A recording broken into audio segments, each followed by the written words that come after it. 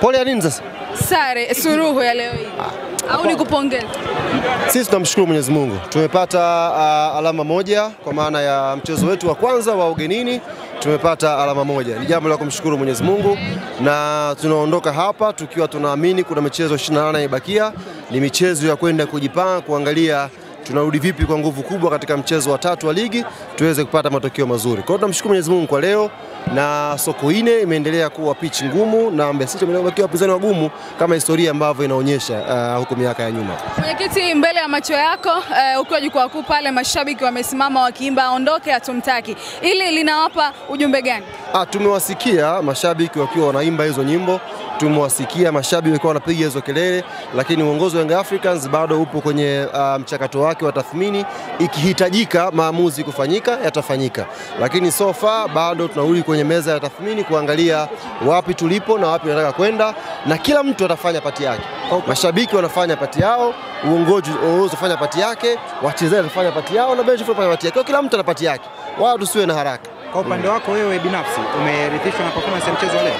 Wamekaa nyuma Mbeya City kwa muda mwingi wa mchezo, picha haikuwa ruhusu Yanga kucheza, tumestruggle kwenye aina yetu ya kucheza, tukaingiza strikers wawili mwishoni, nafika dakika 10 za mwisho angalau tukaanza kuwa na threat kwenye box la mpinzani.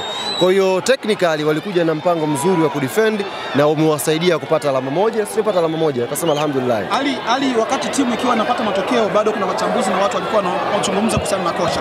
Leo badala ya wapiga ramli, achana nao. Wanaweza kuwayumbisha kwa nini? Wapiga ramli achana nao. Sisi hata miaka ya nyuma tulianza ligi tukafungwa Mbalali na IF. Kwa issue sio nyakati. Issue ni timu ilivyokuwa sasa hivi na matokeo tukojua atakuja tu. Yaani Yanga isingeweza kwenda isitoke sare wala isifungwe. Tulikuwa tunajua tu kuna siku itakuja mechi itapata sare, kuna mechi itakuja Yanga itafungwa. Hiyo ndio football. Mwaka tunaofungwa na IF ilikuwa ni mechi ya ngapi? Ilikuwa ni mechi ya 3 au ya 4, ilikuwa mapema vile vile. Kwa hiyo ni football, wala isionekane kwamba kuna mtu alipiga ramli ndio kapatia. Ndio football iko hivyo. Tulikuwa tunajua kuna siku Yanga itaangusha alama na hiyo siku imefika leo hapa Sokoine kwenye mchezo wa pili, na tunasema alhamdulillah kama kuna sehemu za kuimprove, mkipata mapema picha hiyo mnarudi kwenye meza ya tathmini, mnakwenda kuimprove. Kwa matokeo yao labda mashabiki wa Young Africans wanaweza kuingiwa na pressure. Kama afisa habari wanaweza kuambia nini mashabiki wa Young Africans? Hakuna haja ya kuwa na pressure. Ni mechi ya pili ya ligi, bado michezo 28 ya ligi ya kuchezwa. Bado kuna mechi nyingi mno zimebakia.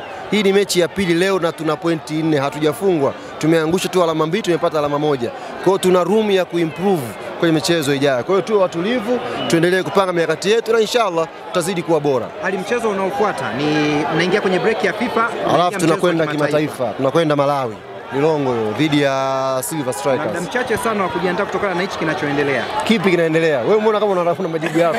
Nini kinaendelea? Huyu vipi huyu? Kwa sababu umesema timu inaendelea kuhitaji muda, lakini huo muda tukiangalia kiuhalisia ni kama bado haupo. Tumepata alama moja leo. Si ndio? Hatujapoteza mchezo. Kuna siku za kupumzika hapa, baadaye tutakwenda kwenye mechi ya kimataifa. Kwa hiyo tunaendelea kujipanga. Wewe kinachoendelea ni kipi? Mbona kama watusemea? Mimi nawashukuru sana ndugu zanguni na muwe na safari njema kurudi Dar.